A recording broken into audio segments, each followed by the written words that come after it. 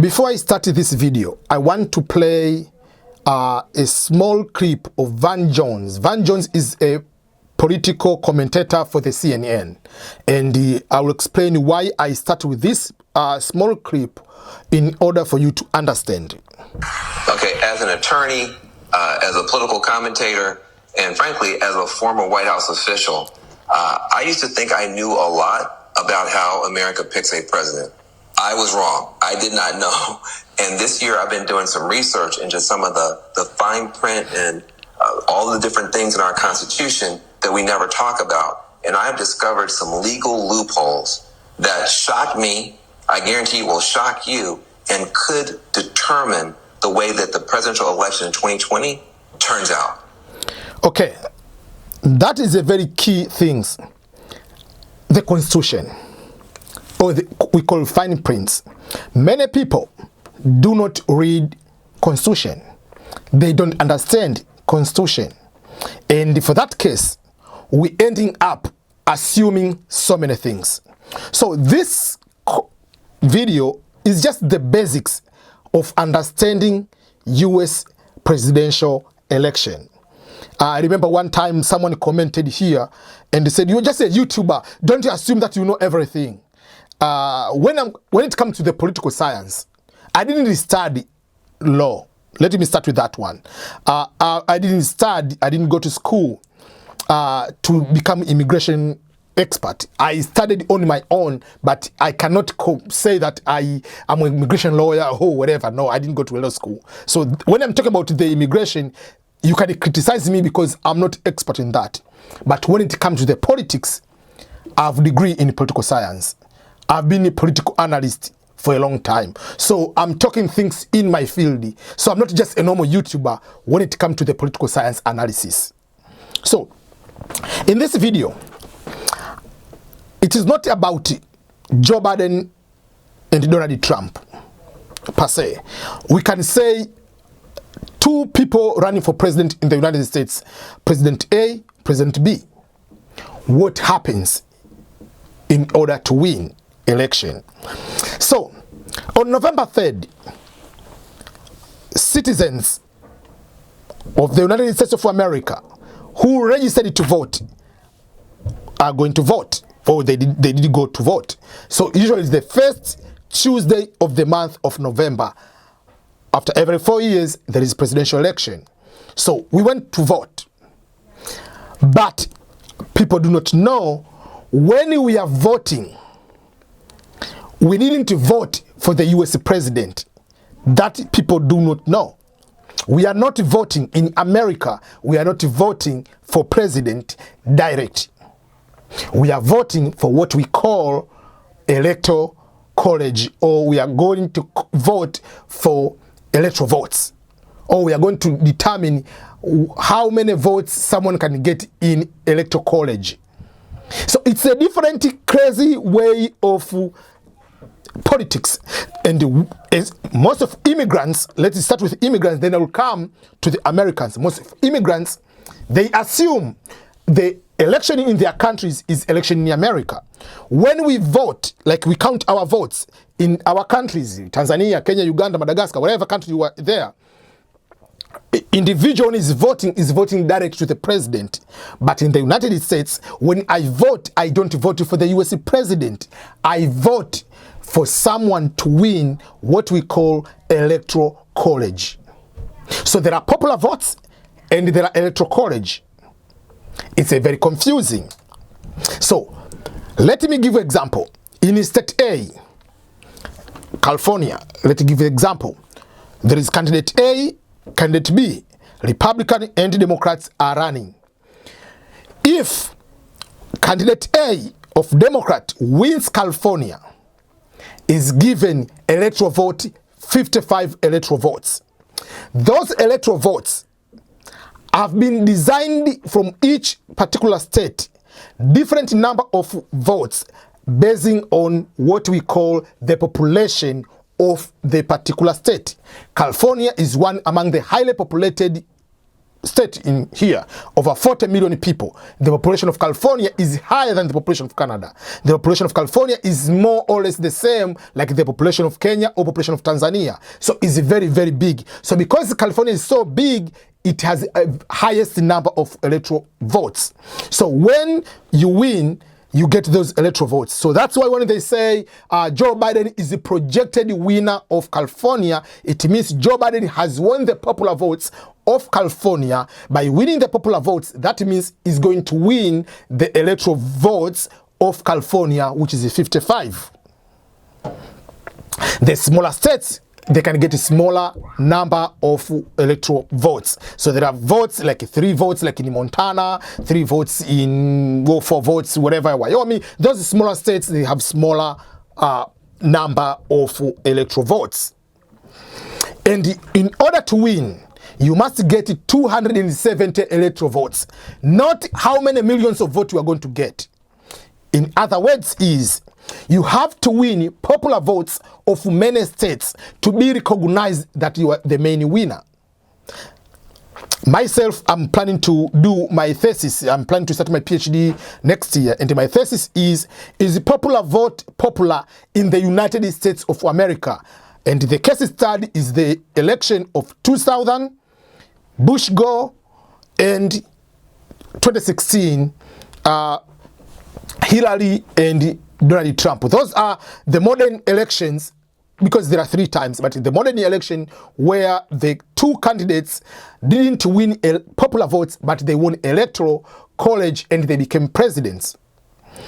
2020 is a different situation. So that way, that's why you can understand the people frustration when in the year 2016 they went on demonstration that President Trump, not my president, because he didn't win popular votes.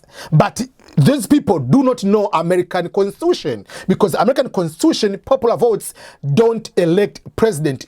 Popular votes is going to determine who is going to win what we call electoral votes. So if you go to California and you win, because California is high population, you win maybe by the gap of 5 million votes in the gap, it doesn't give you any advantage. It's the same as winning by 1 vote. Just like when it comes to the soccer, whether you win 100 goals, whether you win 1 goal, it is one. I mean, whether you win 100 goals or you win one goal, it is the same 3 points. It's 1 win. So that is simple. So it doesn't matter how much you are going to beat your opponent. So, and if you go for the same logic, you say is not my president by winning popular in 2016. Remember, if you come back to the year 2008, Barack Obama versus Hillary Clinton within Democratic Party, Barack Obama had the highest number of delegates, but didn't win the popular of within the party. Hillary had more votes, but didn't have more delegates. Delegates within the party are the one determining who is going to be the presidential winner of the particular political party, and in order to be a candidate. So let's forget about, let's put that one aside. So what if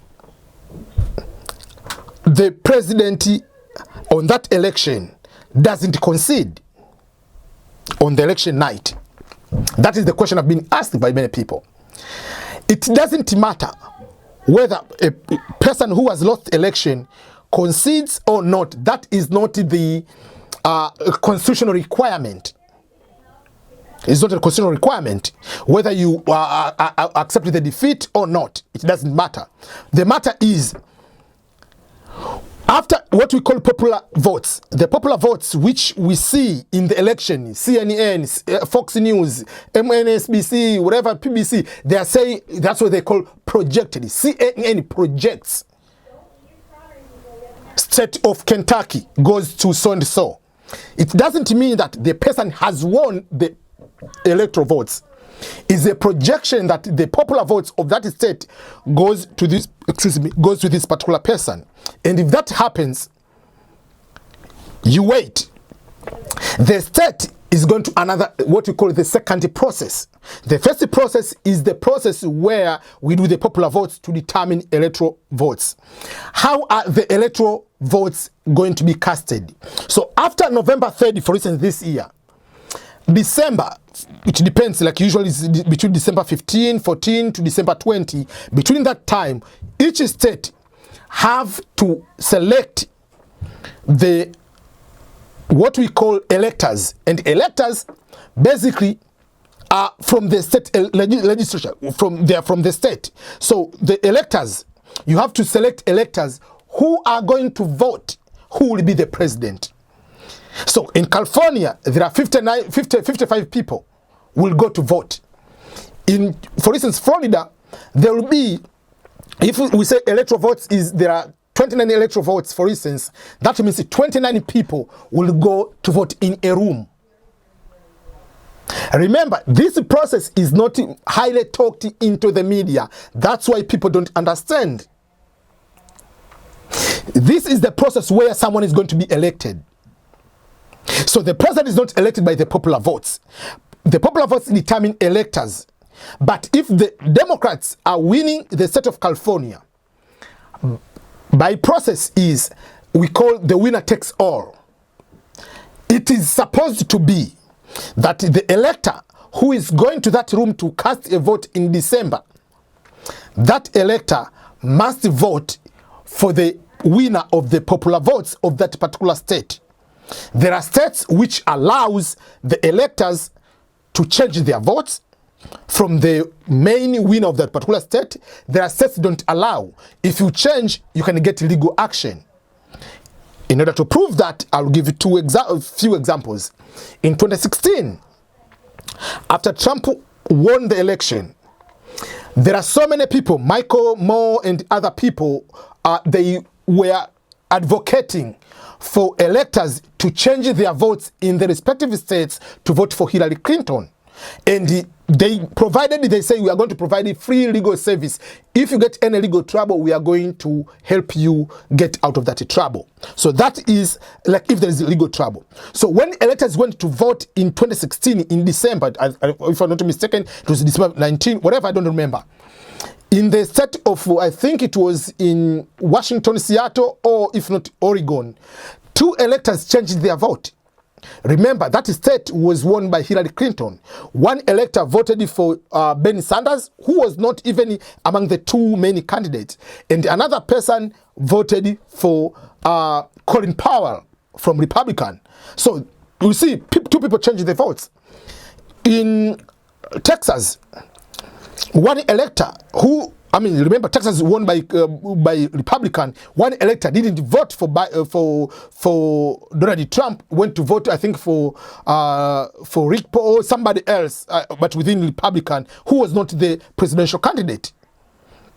So the question is, what if in that December 2016, those electors decided to change their votes to give to Hillary Clinton? That means Donald Trump would never be the president. So electors, if they change or they decide to vote differently, and especially in the areas where there is a small margin of the difference between 1,000 difference of winning, 5,000 votes, what if the electors go there and change the votes? And remember, the people who are choosing those ones, somewhere depending from the state legislature. And what if that state legislature is majority is from Democrat or the majority are from Republican? So that is something else that can happen. So what we need to hope is when this election, I'm not favoring either Trump or favoring Biden. After this election, the declared winner, whether you concede or don't concede, they go to the what we call electoral votes, and electors decided to vote for candidate A. Candidate A is who? Joe Biden. Then Joe Biden from there will be president.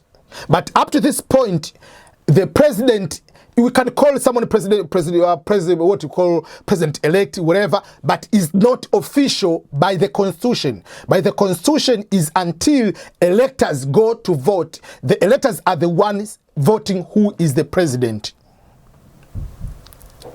So, what if, so that is another scenario. So in that scenario, I know there is so many cases. I'm not talking about the lawyer. I'm not talking about what are the cases, what will happen, whether the recount, whether the irregularities, whatever it happens. But after the electoral votes happen, that means whether you concede or don't concede, January 20, the new president will be sworn in Washington, D.C. That's what happened. But what happened if during the election, the electors, when they are going to vote, they decide to change here and there, and no candidate is going to reach 270 votes? What happened? If one candidate end up to 275, 269, another one maybe 260 something, and there is no 270 votes. What happened if that happens? It can happen because electors can vote even any person who is not into their list. As I gave the example, 2016, someone voted for Rick Paul, whatever, somebody else, and another person voted for Ben Sanders, another elector voted for Colin Powell. So there are some votes will go to other people. Some votes people can still vote for Hillary Clinton even if it was not a part of the candidates. So if that happens, the votes are not 270. What happens? The votes, the president is going to be voted in the House of Representatives, and the vice president is going to be voted in the Senate. But this is the very interesting thing you need to know. When the votes are going to be casted in the House of Representatives for the president, they are not voting on the basis of the number of representatives from each state. For instance, California has more representatives. So they are not going to be done, the votes are not going to be done basing on each person, like majority are Democrats or majority are Republican, you are going to win by casting the votes. No. The votes are going to be done basing on each state is getting one vote. You see? Each state gets one vote. So California will get one vote despite how many representatives you have from Republican, how many representatives you have from Democrat. So you'll get one vote. New York, one vote. Kentucky, one vote. Wyoming, one vote. So if it reaches that stage, obviously Donald Trump will win the election because the number of Republican states which are under Republican are many, especially these small states. You're talking about Wyoming, you're talking about, I'm talking about the governor, you're talking about the House of Representatives is under Democrats, under Republican are more, there I think 31 versus 19 of Democrats. So that's why there is another, that's why people say, oh, maybe Trump is trying to make a coup on all other kind of things. And the vice president is going to be voted into the, what we call the, Senate. And if the votes are going to be casted in the House of Representatives, they don't care about the electoral votes, they don't care about the popular votes, they just vote whatever they want to vote. Is a new election, so 50 votes will be casted into that election in the House of Representatives, and each state will get one vote. It doesn't matter how big you are, how many members you have, so organize on your own. And what will be the vote from California? What will be the vote from West Virginia? What will be the vote from this particular state? It is very long, complicated process. But the media doesn't talk all these processes. Media talks only November 3rd. Remember, the November 3rd, projected winner by CNN, Fox, AP, Associated Press, wherever, those are not the real election, because electors, after voting, the state has to give the official winning documentation to a winner. And that one, either Joe Biden or Trump, in each state they have won, they haven't been given the official certification that you have won the state of Hawaii, you have won the state of this. They haven't been issued until they do every legal things has been cleared, and then it goes to the they give that certificate, and then that certificate goes to the electors they vote, and then it goes to the House of Representatives. So I just want to make sure that you understand the process and not being confused by what and what. In the end, it can go to either way in all these processes. So it's a very controversial process. So that's why I'm trying to explain the process of election here in America. So thank you, everyone. And it can go either way for so far. But so far, we see Biden is leading according to the projected situation, if everything goes okay, Biden will be the president. If not, Trump will continue to be the president.